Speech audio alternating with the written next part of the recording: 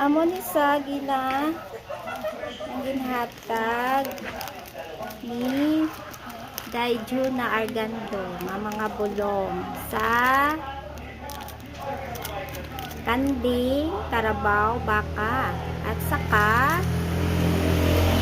ng ido kag kuri. Yes, thank you Daiju na sa bulong and barangay hall. Thank you so much.